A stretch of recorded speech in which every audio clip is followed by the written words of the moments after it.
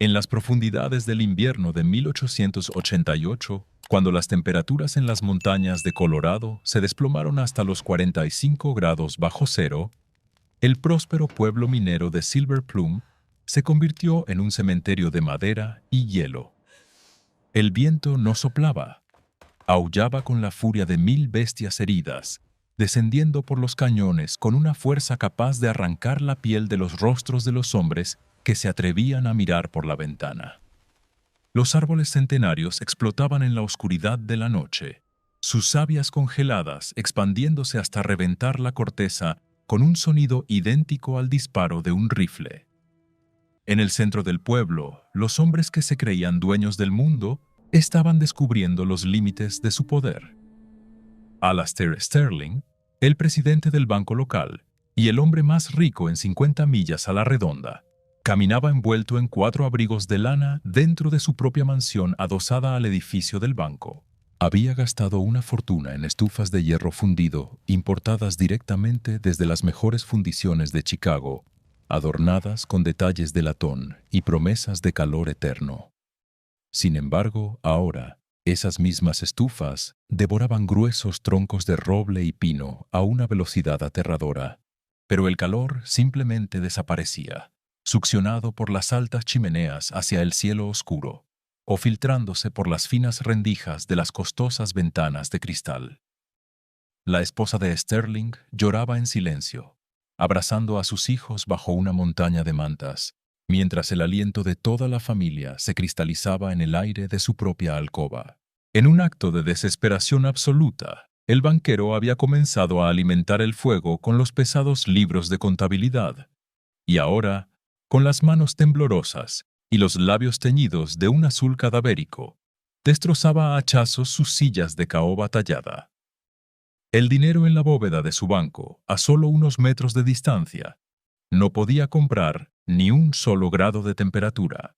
El mercader Cornelius Vance, el hombre que monopolizaba la venta de carbón en el valle, yacía en el suelo de su tienda, rodeado de toneladas de mineral que no podía quemar lo suficientemente rápido para combatir el aire gélido que penetraba por cada tabla de su elegante pero frágil edificio. La élite de Silver Plume estaba colapsando, arrodillada ante el tribunal implacable de la naturaleza. Pero en las afueras de ese mismo pueblo, en el borde de un arroyo congelado, se alzaba la estructura más despreciada de todo el valle.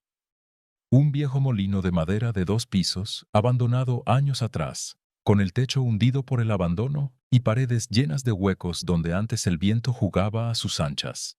Todo el pueblo lo había llamado la tumba de madera. Y sin embargo, detrás de la pesada puerta de ese molino en ruinas, no había muerte, ni hielo, ni pánico. Había un milagro silencioso. Ignacio Peralta, un hombre viudo de piel curtida por el sol y manos marcadas por el trabajo duro, estaba sentado en una silla de pino que él mismo había tallado. Llevaba las mangas de su camisa de algodón remangadas hasta los codos. A unos pasos de él, su pequeña hija Carmen, de apenas 6 años, jugaba descalza sobre el suelo de madera, tarareando una canción de cuna, completamente ajena al apocalipsis blanco que destruía el mundo exterior. La temperatura dentro del inmenso y viejo molino de 2 pisos era de unos constantes y reconfortantes 18 grados centígrados. No había estufas de hierro brillante importadas de la ciudad. No había montañas de roble cortado, ni sacos de carbón costoso. En el centro del salón principal, ocupando el espacio como una bestia dormida y protectora, se alzaba una enorme estructura moldeada a mano, con barro, arena, paja y piedras del arroyo. De ella no salía humo asfixiante ni llamas rugientes. En un pequeño túnel en la base de esta extraña construcción, ardía un fuego del tamaño de 2 puños humanos, alimentado únicamente por un puñado de pequeñas ramitas secas, hojas crujientes y maleza. La misma basura que los hombres ricos de Silver Plume habían pateado con desprecio durante el otoño. Ese puñado de ramitas, quemándose en el interior de esa estufa de barro que a Ignacio le había costado exactamente $3 construir con piezas desechadas, estaba calentando no solo la habitación, sino los 2 pisos enteros del enorme molino. El barro absorbía el calor como una esponja gigante, irradiándolo lentamente, envolviendo a padre e hija en un abrazo térmico que la tormenta exterior, con toda su furia, era incapaz de penetrar. Mientras los banqueros se congelaban junto a sus estufas de cientos de dólares, el inmigrante marginado descansaba en el paraíso térmico de su ingenio. Pero para entender cómo se llegó a esta ironía suprema, para comprender cómo una montaña de basura logró vencer al invierno más letal del siglo mientras los expertos clamaban por piedad, debemos regresar. Debemos volver a las hojas doradas del otoño de 1888, al día en que un hombre sin nada llegó a un pueblo que lo tenía todo, solo para descubrir que la verdadera riqueza no brilla, sino que abriga.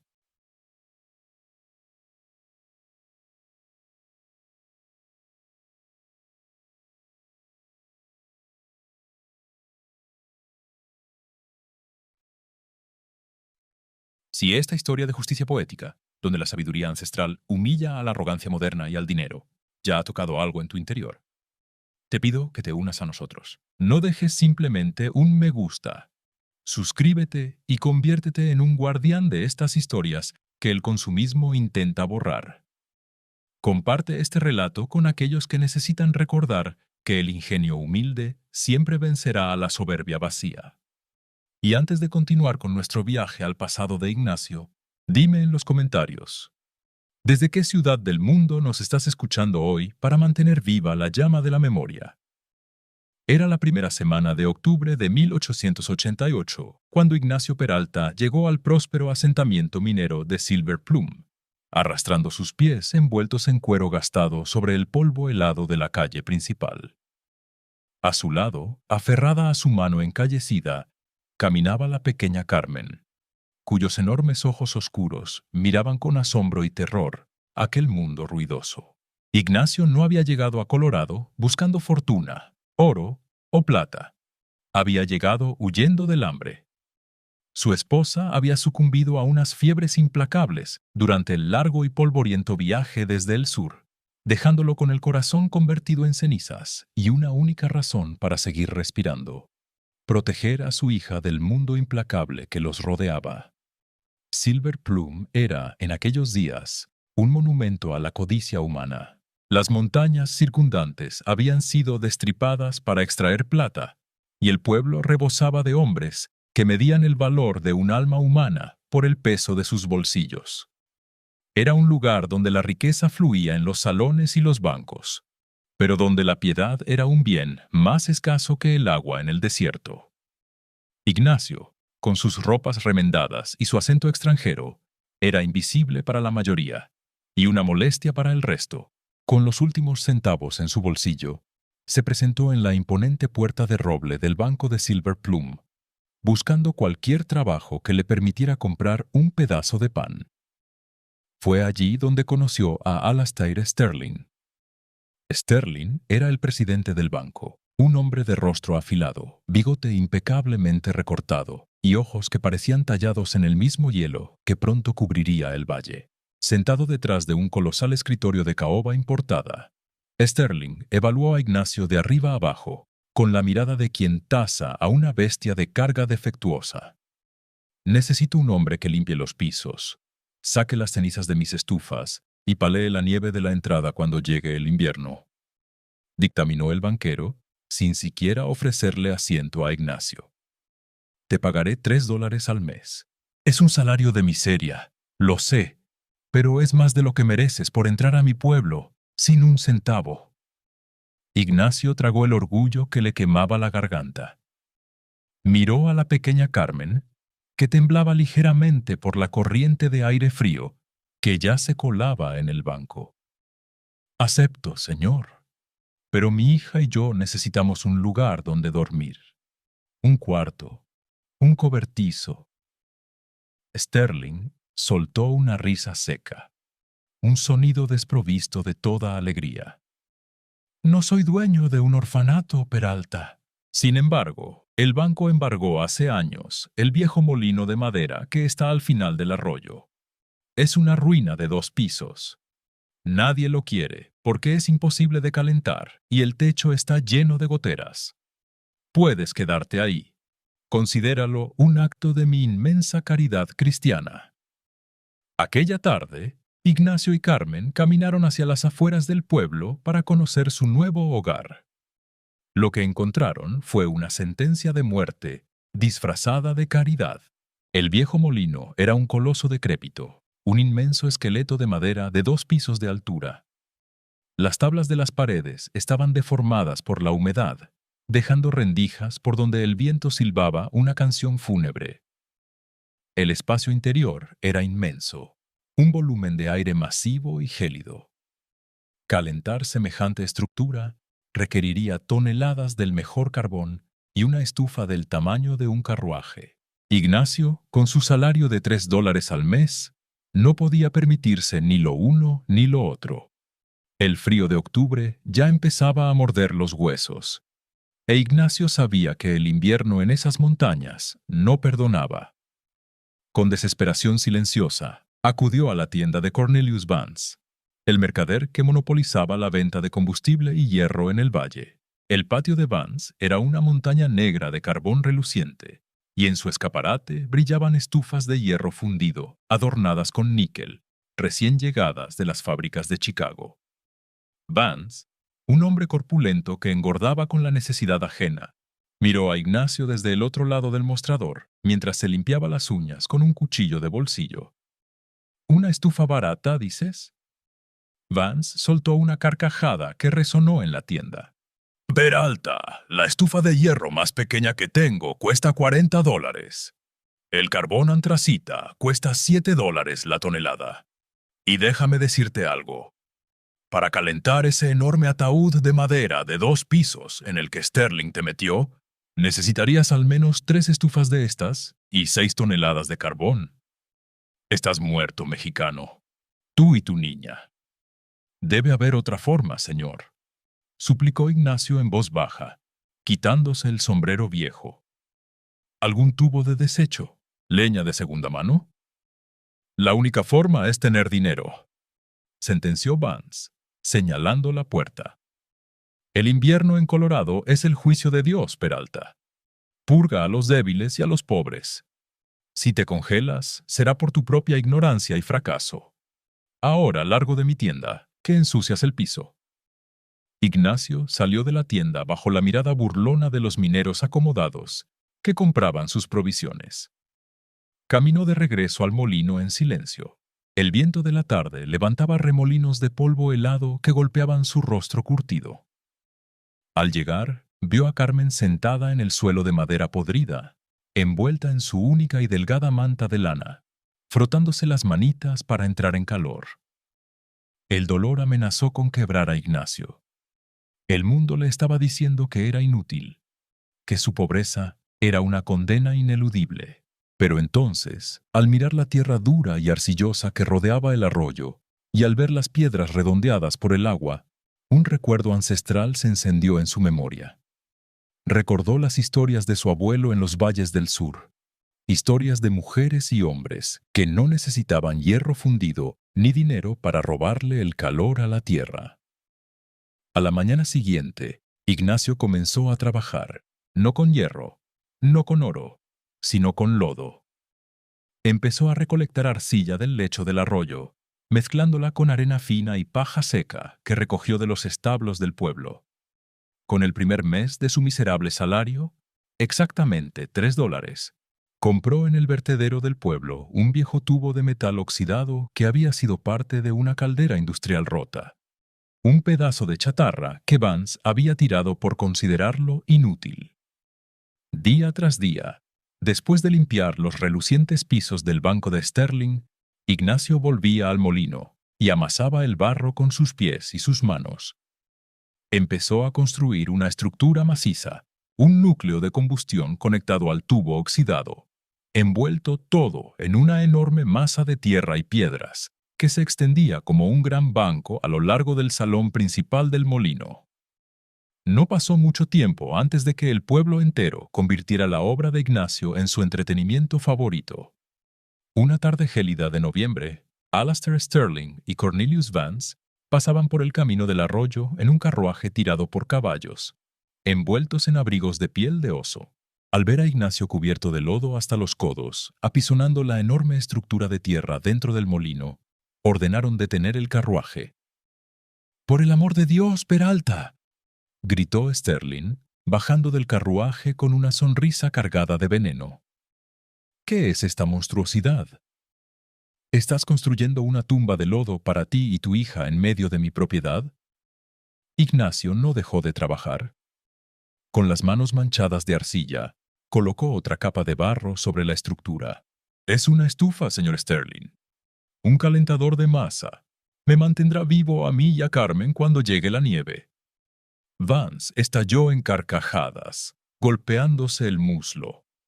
«¿Una estufa? ¿Llamas estufa a esta basura de lodo y chatarra? Peralta, las estufas de verdad se forjan con fuego e hierro en Chicago. Cuestan $, no lodo barato. ¿Y con qué pretendes alimentar esta basura tercermundista? No te he vendido ni un solo gramo de carbón». «No necesito su carbón, señor Vance», respondió Ignacio, señalando una pila de ramitas finas, piñas secas de los pinos y trozos de maleza que había recolectado del bosque.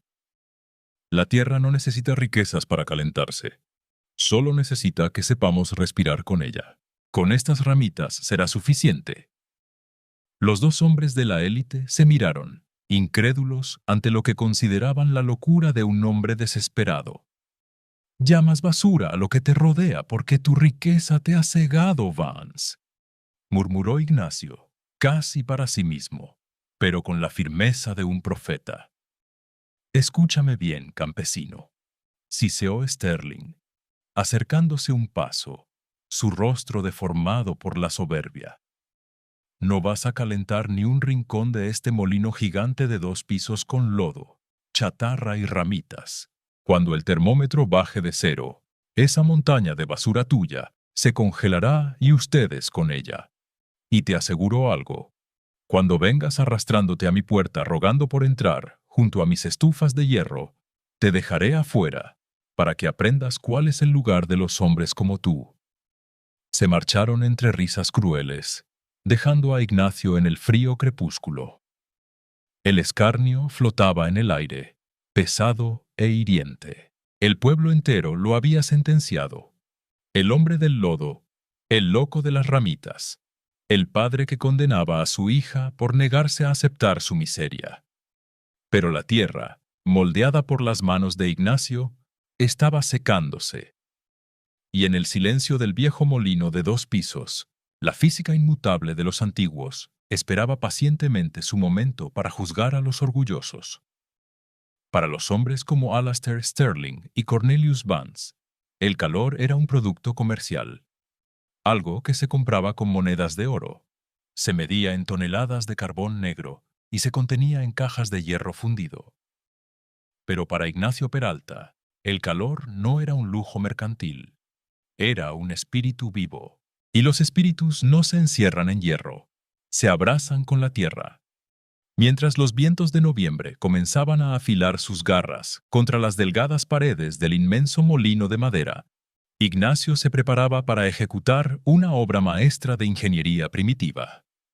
No la había aprendido en una universidad del este, ni la había leído en los manuales de supervivencia que los ricos compraban en Boston.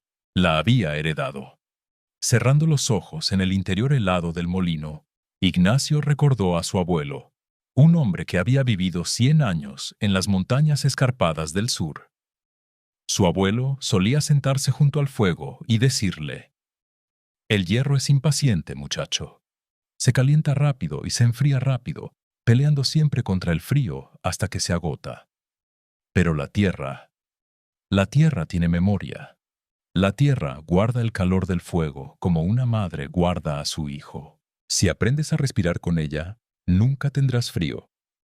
Ignacio iba a construir lo que hoy los ingenieros modernos llamarían una estufa de masa térmica de alta eficiencia, o un calentador tipo cohete.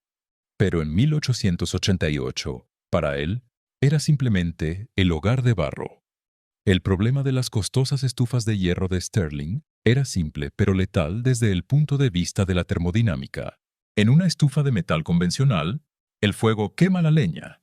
El hierro se calienta rápidamente, pero el 80% de ese calor, junto con los gases tóxicos y el humo, sube directamente por una chimenea vertical y desaparece en el cielo helado.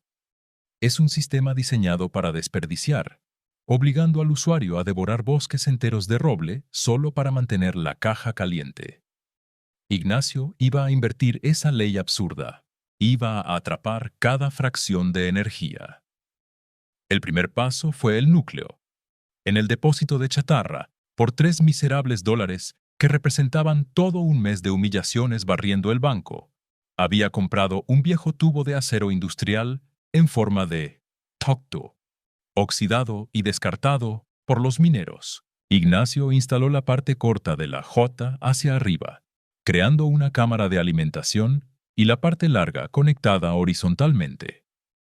Pero aquí residía el primer secreto ancestral: la cámara de combustión. Ignacio no quería un fuego abierto que perdiera su calor. Quería un infierno contenido. Mezcló arcilla del lecho del arroyo con cenizas de madera viejas que encontró en los alrededores. Las cenizas actúan como un aislante térmico extraordinario. Cubrió toda la cámara de combustión con esta mezcla aislante. Al no permitir que el calor del fuego escapara lateralmente, la temperatura dentro de esa pequeña cámara de barro y chatarra no alcanzaría los miserables 300 grados de una estufa de hierro, sino que se elevaría a más de 1000 grados centígrados. A esa temperatura brutal, ocurría algo mágico en la física de la combustión. El humo mismo se quemaba. Los gases volátiles que normalmente ensucian las chimeneas y envenenan el aire se incineraban por completo antes de salir. Por eso, la estufa de Ignacio no emitiría humo visible, solo un vapor limpio y transparente. Pero generar ese calor inmenso era solo la mitad del milagro. La verdadera genialidad estaba en cómo iba a almacenar ese calor para calentar un molino de 2 pisos con paredes porosas por donde silbaba el viento. En lugar de poner una chimenea que enviara los 1000 grados directamente al cielo, Ignacio conectó el tubo de escape horizontalmente, haciéndolo serpentear a ras del suelo a lo largo de casi 4 metros en el centro del inmenso salón de madera. Y sobre ese tubo caliente, comenzó a construir la batería térmica. Durante 2 semanas, con las manos agrietadas por el agua helada del arroyo y las uñas rotas, Ignacio acarreó cientos de piedras de río, densas y pesadas. Las apiló alrededor y sobre el tubo horizontal. Luego, preparó la piel de esta bestia. El cob, una mezcla inmemorial de arcilla, arena gruesa, agua y paja seca. La paja actuaba como una armadura de tensión, evitando que el barro se agrietara con el calor, mientras que la arcilla y las piedras se convertían en una gigantesca esponja térmica. Cubrió todo el sistema de tubos y piedras con toneladas de este barro amasado, esculpiendo un enorme y hermoso banco curvo, ancho y profundo, justo en medio del molino. La pequeña Carmen, con sus manos sucias de lodo, ayudaba a su padre alisando las esquinas del inmenso banco, riendo mientras la arcilla húmeda se secaba en sus mejillas. Era un juego para ella, pero para Ignacio, cada palada de tierra era una barricada contra la muerte. Cuando los hombres ricos del pueblo, los mineros y los comerciantes como Vance, pasaban por el camino y veían a través de las ventanas rotas a aquel hombre llenando un molino de madera con toneladas de lodo y piedras, las carcajadas resonaban en el valle. «¡Miren al rey del lodo!», gritaban, construyendo muebles de tierra porque no puede comprar una silla. Para la mente moderna y arrogante, la tierra era algo que se pisaba, algo de lo que se extraía plata y oro para ser rico. Nunca la considerarían una aliada para la supervivencia. Pero la física silenciosa del universo estaba del lado de Ignacio. Cuando llegó la primera noche a 10 grados bajo cero, Ignacio hizo la prueba final. No tenía grandes troncos de roble curado. Ni siquiera tenía un hacha. Salió al bosque al atardecer y recolectó lo que los leñadores de Sterling llamaban basura. Ramitas delgadas del grosor de un pulgar, ramas secas caídas de los pinos, cortezas viejas y maleza. Llevó un cesto de esta basura al interior del molino. Colocó un puñado de ramitas verticalmente en la pequeña abertura de alimentación de la cámara de combustión y encendió una cerilla. Al principio, dudó, pero entonces la termodinámica despertó. A medida que el aire se calentaba en el tubo aislado, comenzaba a subir rápidamente por el conducto, creando un poderoso vacío en la entrada. De repente, un sonido profundo y constante llenó la habitación. Era un rugido suave, como el de un dragón exhalando, o el de un río caudaloso. El tiro térmico era tan fuerte que las llamas eran succionadas lateralmente hacia el interior de la cámara de barro. Las pequeñas ramitas, al tener tanta superficie expuesta al oxígeno, se incineraron a temperaturas formidables. En menos de 15 minutos, el tubo en el corazón del banco de barro alcanzó los 800 grados. Los gases supercalientes viajaron lentamente a través de los 4 metros del laberinto horizontal, chocando contra las toneladas de piedra y arcilla sólida. El milagro de la masa térmica comenzó a operar. La arcilla y las piedras absorbieron vorazmente esa furiosa energía cinética, calmándola, almacenándola. Cuando el aire finalmente salía por un pequeño tubo vertical al final del banco hacia el exterior, ya no quemaba. Salía a unos mansos 30 grados. Toda la energía ardiente se había quedado adentro, atrapada en las entrañas de la tierra amasada por Ignacio. Ignacio alimentó el fuego con un puñado de ramitas durante apenas 40 minutos. Luego, dejó que el fuego se apagara. A las 9 de la noche, con la tormenta golpeando las paredes del frágil molino de madera, el aire dentro del enorme espacio de 2 pisos comenzó a cambiar. El gigantesco banco de barro se convirtió en un radiador viviente. No calentaba el aire rápidamente como una estufa de hierro. En su lugar, irradiaba ondas infrarrojas de baja frecuencia. Estas ondas viajaban por el espacio vacío y penetraban directamente en los objetos físicos, en las pesadas vigas de madera del molino, en el suelo de tablones del segundo piso y en los cuerpos de Ignacio y Carmen. El calor radiante de la masa térmica provocó una suave y constante corriente de convección. El aire cálido subía lentamente hacia el segundo piso del inmenso molino, calentaba las vigas superiores y al enfriarse ligeramente descendía por las paredes, creando un ciclo térmico perfecto que envolvía todo el volumen del edificio. A pesar de las grietas en las paredes de madera, el calor emanaba desde el inmenso núcleo de barro a una velocidad mayor de la que el frío podía disipar. Esa noche, mientras Alastair Sterling se levantaba cada 2 horas para echar enormes y costosos troncos a su ineficiente estufa de hierro, temblando bajo sus gruesas mantas de lana, Ignacio Peralta se sentó en el inmenso banco de barro. La superficie estaba cálida, casi viva, como el lomo de un animal bondadoso. Carmen se acostó directamente sobre la arcilla entibiada, durmiendo profundamente, envuelta en un calor suave y medicinal que duraría 12 horas enteras sin necesidad de encender ni una sola rama más. La basura de lodo y ramitas, construida por $3, había superado a las forjas de Chicago.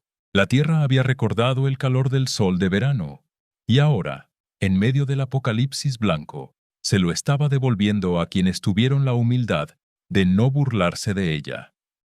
El arma estaba forjada. El escudo estaba alzado.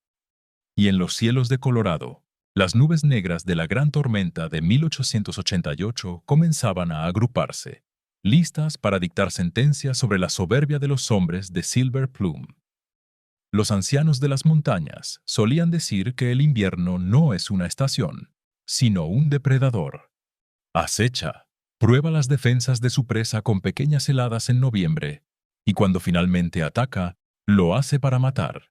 El 12 de enero de 1888, ese depredador descendió sobre el valle de Silver Plume, con una ferocidad que los registros históricos bautizarían más tarde como el Apocalipsis Blanco. No comenzó con nieve, sino con un silencio sepulcral. A las 3 de la tarde, el cielo adquirió un color enfermizo, un tono amarillento como la piel de un cadáver viejo, antes de volverse negro como la brea. Los pájaros desaparecieron. Los perros del pueblo dejaron de ladrar y se escondieron gimiendo bajo las carretas. Y entonces, la temperatura sufrió un desplome catastrófico. En menos de 3 horas, los termómetros cayeron de los 5 grados bajo cero a los 45 grados bajo cero. El viento que siguió no era aire. Era una fuerza física, una pared sólida de hielo arrojada a más de 100 kilómetros por hora. La nieve no caía desde el cielo, sino que volaba horizontalmente, cegando todo a su paso y transformando las calles de Silver Plume en túneles de muerte blanca. En el inmenso molino de madera, Ignacio Peralta sintió temblar la estructura entera bajo el impacto del primer vendaval. Las vigas centenarias crujieron como los huesos de un gigante, y el viento silbó a través de docenas de rendijas en las paredes. Cualquier hombre moderno habría entrado en pánico, pero Ignacio no miró las paredes. Miró su estufa de barro.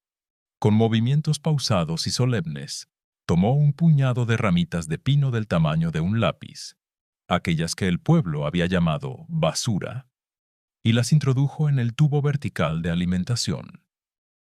Encendió un fósforo. Al instante, la corriente de aire frío fue succionada con violencia hacia el interior de la cámara de combustión aislada. El fuego rugió con un sonido profundo, como el motor de una locomotora bajo la tierra. La temperatura en ese pequeño núcleo de lodo y ceniza superó los 1000 grados centígrados, quemando hasta el último rastro de humo. Los gases ardientes viajaron a través de los 4 metros de tubo horizontal, chocando furiosamente contra las toneladas de piedra y arcilla del banco. La masa térmica absorbió el golpe. Cuando el calor finalmente irradió hacia el salón, no era un calor agresivo ni asfixiante. Era una calidez pesada, densa, que se anclaba en el suelo y en las paredes. El molino gigante, a pesar de sus grietas, se llenó de un flujo de aire cálido que subía lentamente hacia el segundo piso y descendía en un abrazo térmico constante. Carmen, sentada sobre el banco de barro, leía un pequeño libro de cuentos a la luz de una lámpara de aceite, envuelta en una temperatura de 18 Schaum, completamente ignorante de que, a menos de 1 kilómetro de distancia, el mundo de los ricos estaba colapsando. En el corazón del pueblo, la elegante mansión de Alastair Sterling, adosada al colosal edificio de su banco, se estaba convirtiendo en una trampa mortal de lujo. Sterling poseía las estufas de hierro fundido más caras de Chicago. Las había atiborrado con gruesos troncos de roble y madera curada. El hierro brillaba al rojo vivo, y a 1 metro de distancia de la estufa, el calor era tan intenso que quemaba la piel. Pero más allá de ese radio, el aire era un cuchillo de hielo. Aquí es donde la termodinámica cobró su venganza contra la ignorancia de los orgullosos. Las grandes chimeneas de las estufas de hierro de Sterling estaban extrayendo cientos de litros de aire caliente por minuto hacia el cielo para poder mantener la combustión. Pero la física dicta que un vacío no puede existir. Por cada litro de aire que la chimenea expulsaba hacia afuera, 1 litro de aire a 45 degrees era succionado implacablemente hacia el interior de la casa a través de las cerraduras de las puertas, las rendijas de las ventanas y los huecos bajo el suelo.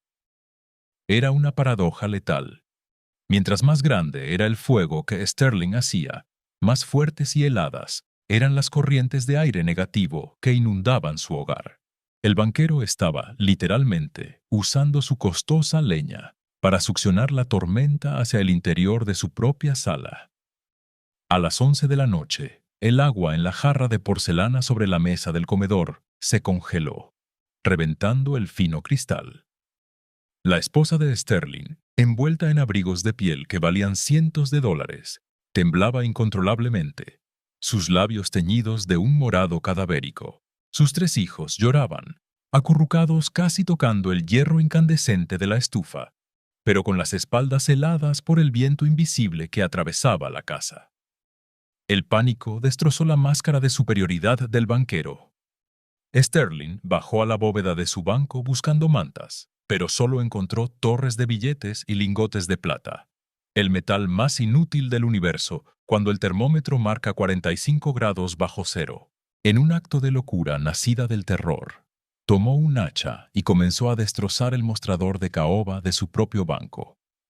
Arrojó los pedazos de madera pulida al fuego, junto con gruesos libros de contabilidad. El papel y la madera barnizada ardieron rápido, pero el calor desapareció por la chimenea en segundos, dejando tras de sí solo humo tóxico y más corrientes de aire gélido. A 2 calles de allí, Cornelius Vance, el mercader que monopolizaba el combustible, enfrentaba un infierno distinto. Rodeado de toneladas de carbón antracita en su almacén, Vance descubrió el lado oscuro de su propia mercancía. El carbón ardía con una intensidad salvaje en su estufa, pero requería un flujo de aire masivo para no apagarse. El intenso calor derritió la nieve acumulada en el techo alrededor de la chimenea, y cuando la temperatura cayó aún más rápido en la madrugada, esa agua se congeló instantáneamente, formando un tapón de hielo macizo en la salida de humos. El humo negro, denso y venenoso, comenzó a retroceder, llenando la casa de Vance. Tosiendo violentamente, con los ojos ardiendo y los pulmones llenos de hollín, el mercader tuvo que abrir las ventanas de par en par en medio de la tormenta del siglo para no asfixiarse. En cuestión de minutos, la temperatura en su casa igualó a la del exterior. El hombre que se había enriquecido vendiendo calor estaba ahora arrodillado en el suelo de madera, tosiendo sangre y hollín, dándose cuenta de que estaba a punto de morir, rodeado de 1000 toneladas de carbón que no podía usar. La noche avanzó, implacable y oscura. La temperatura interior en la casa de Sterling bajó a 5 grados bajo cero. Los dedos de los pies de sus hijos comenzaron a perder la sensibilidad, el primer y aterrador síntoma de la congelación profunda que precede a la amputación. Sterling observó a su familia y sintió que el mundo entero se desmoronaba. Todo lo que había creído, todo el poder que su dinero le había otorgado, se estaba disolviendo en el aire cristalizado de su propia sala. Fue entonces, en la hora más oscura, poco antes del amanecer, cuando la soberbia del banquero finalmente se quebró. Se acercó a las ventanas congeladas de su salón. A lo lejos, apenas visible a través de la cortina de nieve voladora, vio una tenue luz amarilla. Venía del final del arroyo. Venía del inmenso y viejo molino de madera. Recordó sus propias palabras, escupidas meses atrás. Cuando vengas arrastrándote a mi puerta rogando por entrar, te dejaré afuera para que aprendas cuál es tu lugar. Y recordó la estructura ridícula, la montaña de barro y lodo que el mexicano había amasado con sus propias manos, alegando que unas simples ramitas lo mantendrían con vida. Sterling tragó saliva, sintiendo que tragaba cuchillas de hielo. Miró a su esposa, que ya apenas respondía, sumida en el letargo mortal de la hipotermia. «Levántate», ordenó Sterling, con una voz rota que ya no era la de un presidente de banco, sino la de un animal acorralado. «Envuelve a los niños en todo lo que encuentres. Vamos a salir». «¿A dónde, Alastair?», susurró su esposa, con la mirada vacía. «¿Afuera? Moriremos en 10 pasos». «Moriremos aquí en 5», respondió Sterling, atando torpemente una bufanda alrededor del rostro de su hijo menor. «Vamos al molino. Vamos a buscar al hombre del barro». Mientras tanto, en la otra punta del pueblo, Cornelius Vance tomaba la misma desesperada decisión. Cubierto de hollín, abandonando su imperio de carbón inútil, el gigante arrogante abría su puerta para enfrentarse a la tormenta, dispuesto a caminar a ciegas hacia la única estructura del valle donde no había chimeneas escupiendo humo al cielo.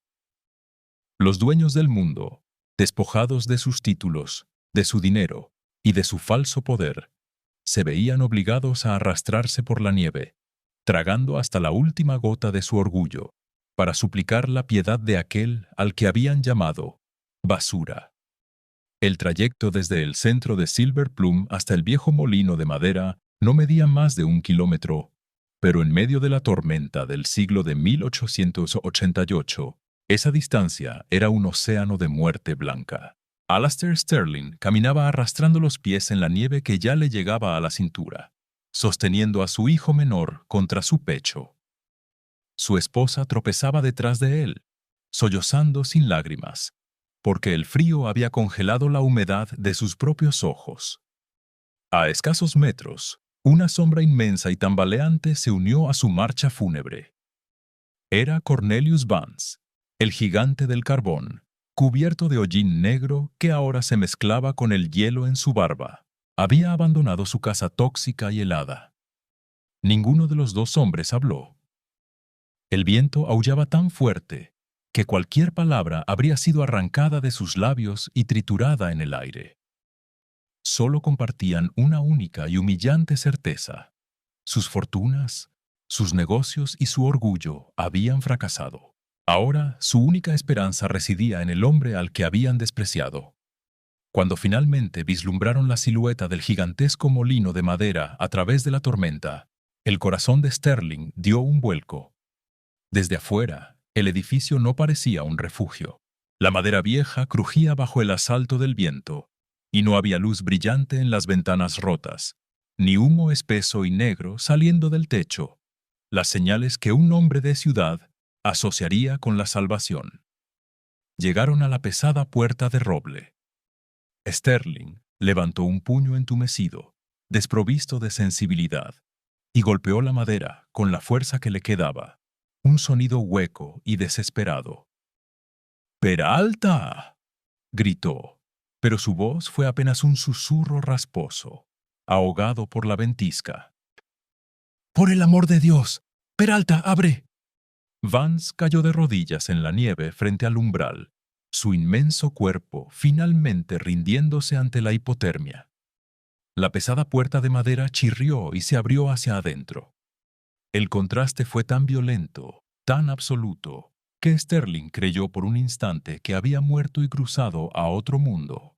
El viento infernal intentó colarse por la apertura, pero fue inmediatamente frenado por una cortina gruesa de lona que Ignacio había colgado a modo de esclusa de aire. Cuando Ignacio apartó la lona y los empujó hacia el interior, el silencio del inmenso salón los envolvió. No hacía un calor asfixiante ni olía a humo venenoso, como en las casas de los ricos. Hacía una temperatura constante, profunda y viva de 18 grados centígrados. Sterling cayó al suelo de madera, jadeando. Su esposa se desplomó a su lado, abrazando a sus hijos. Vance quedó tendido boca arriba, respirando grandes bocanadas de aire limpio, libre del hollín de su propio carbón. Cuando sus ojos se adaptaron a la luz dorada de la única lámpara de aceite, vieron el milagro. En el centro del salón, el colosal banco de barro y piedra irradiaba ondas de calor infrarrojo, suave y medicinal.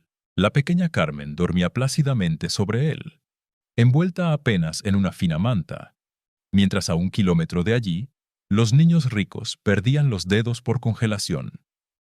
En la pequeña cámara de combustión, Ignacio alimentaba el fuego con lentitud, introduciendo apenas 2 o 3 ramitas secas, hojas de pino y pequeños recortes de maleza, la misma basura que ellos habían pateado en otoño.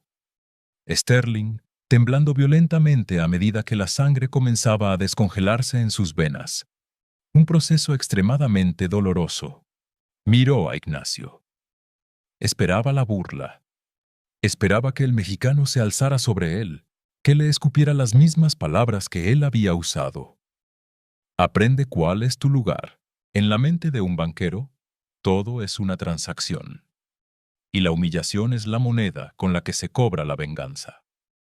Con los dedos rígidos, Sterling buscó en el bolsillo interior de su pesado abrigo y sacó un grueso fajo de billetes y un reloj de oro macizo.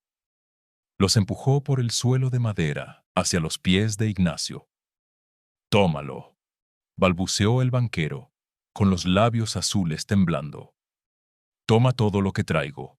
Te daré el doble mañana. Te daré este molino. Solo no nos eches a la tormenta». Ignacio Peralta dejó caer un par de ramitas en el núcleo ardiente. El tiro térmico rugió suavemente, tragando las llamas. Se agachó, recogió los billetes y el reloj de oro, y con una calma que paralizó a los dos hombres ricos, los colocó suavemente sobre la mesa de madera, lejos del fuego. «El oro no arde, señor Sterling», dijo Ignacio con una voz profunda y serena que resonó en el silencio del gran salón. «Y los billetes se consumen muy rápido sin dar calor. Guárdese su dinero. La tierra no cobra entrada por su calor, y yo tampoco. Acerquen a los niños al banco de barro. Despacio, o el cambio de temperatura les hará daño». Vance, el gigante del carbón, rompió a llorar. Las lágrimas trazaron surcos blancos en su rostro cubierto de hollín. Lloró por el dolor en sus manos, por el terror a la muerte que había sentido en la tormenta. Pero sobre todo, lloró de vergüenza. El hombre al que le había negado la venta de carbón, el hombre al que había mandado a morir de frío por ser pobre, ahora le ofrecía la vida a cambio de nada. No hubo sermones ni discursos de venganza. Ignacio preparó té de agujas de pino caliente para los niños y las mujeres. Les enseñó a recostarse contra la inmensa masa térmica de arcilla, que transfería el calor directamente a sus cuerpos helados, estabilizando sus signos vitales. La tormenta rugió durante 3 días enteros, 72 horas, en las que el mundo exterior desapareció bajo un océano de nieve asesina. En ese tiempo, el inmenso molino de madera fue un arca de salvación. Ignacio usó menos leña en esos 3 días que la que Sterling había quemado en 3 horas. La estufa de masa térmica, construida por $3 con lodo y un tubo oxidado, funcionó con la precisión inmutable de las leyes naturales, demostrando que la verdadera tecnología no es la que domina la naturaleza, sino la que sabe aliarse con ella. Cuando la mañana del 4.º día finalmente amaneció, el viento cesó. El sol salió, brillante y cegador, sobre un pueblo fantasma. Al abrir la pesada puerta del molino, el paisaje era desolador. Las casas de madera del pueblo tenían ventanas rotas y carámbanos de hielo que llegaban hasta el suelo. El ganado que no había sido resguardado era ahora una serie de estatuas oscuras bajo la nieve. El banco de Sterling tenía las puertas reventadas por la presión de la nieve y el agua congelada en sus tuberías. Pero los 7 ocupantes del viejo molino salieron vivos. Sterling y Vance se giraron para mirar a Ignacio. No había ya arrogancia en sus posturas. Estaban encorvados, humillados por el peso de una deuda que ningún dinero en el mundo podría pagar. «Peralta», dijo Sterling, quitándose el sombrero de lana, revelando un rostro demacrado pero vivo. «El molino es tuyo, oficialmente. Traeré las escrituras en cuanto el hielo me deje abrir la bóveda de mi banco. Y si alguna vez tú o tu niña necesitan algo en este pueblo, mi nombre responde por ti». Vance asintió solemnemente. «Tienes carbón de por vida, Ignacio. Gratis». Ignacio sonrió levemente, apoyando una mano en el hombro de su hija Carmen. «Se lo agradezco, señores. Pero como han visto, no necesitamos carbón para estar calientes». En las semanas que siguieron, el pueblo de Silver Plume enterró a sus muertos. Fueron docenas los que no lograron sobrevivir al apocalipsis blanco. Sin embargo, algo profundo y silencioso cambió en el corazón de esa comunidad minera. La historia del inmigrante viudo que calentó un molino gigante con barro y ramitas mientras la élite se congelaba se esparció como un incendio forestal. Para el otoño siguiente, Cornelius Vance dejó de importar tantas estufas de Chicago. En su lugar, empezó a vender tubos de acero rectos y curvos. Los mineros, los comerciantes e incluso algunos hombres ricos comenzaron a buscar arcilla en el arroyo. Ignacio Peralta no se hizo inmensamente rico, pero nunca más volvió a ser invisible. Se convirtió en un maestro, enseñando a las familias a amasar la tierra, a aislar la cámara de fuego con ceniza, a respetar la inercia térmica de las piedras. Construyó docenas de estas estufas por todo el valle. Vivió una vida larga, pacífica y cálida en su gran molino de madera, viendo a Carmen crecer fuerte y sana. Y cuando finalmente cerró los ojos para siempre, muchos años después, lo hizo sabiendo que había dejado una herencia mucho mayor que cualquier bóveda llena de oro. Había enseñado a un pueblo entero que la arrogancia es una casa con las ventanas abiertas en pleno invierno. Pero la humildad es un refugio de tierra que nunca, jamás te dejará morir de frío.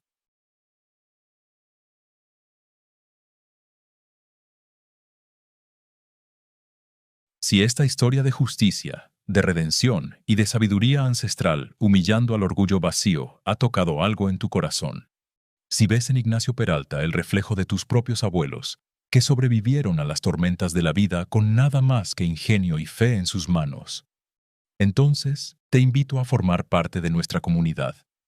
No dejes solo un me gusta. Suscríbete a nuestro canal y comparte este video con alguien que necesite recordar que las victorias más grandes no las consiguen los que tienen más dinero, sino los que tienen la sabiduría de escuchar a la naturaleza. Somos los guardianes de estas historias, y al compartirlas, evitas que el tiempo y la arrogancia moderna las borren para siempre. Y antes de irte, déjame preguntarte de nuevo, para que quede escrito en nuestro registro de la memoria. ¿Desde qué ciudad del mundo nos acompañaste hoy para escuchar esta leyenda? Nos vemos en el próximo relato, bajo el calor de la verdad.